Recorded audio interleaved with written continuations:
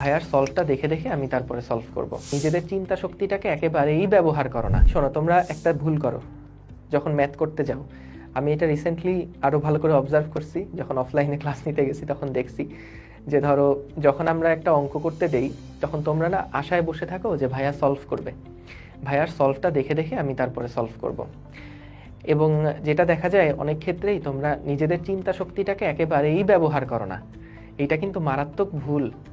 So যে কোনো একটা প্রবলেম দেখার পরে আগে নিজের মতন করে একটু চিন্তা ভাবনার একটা সুযোগ রেখো।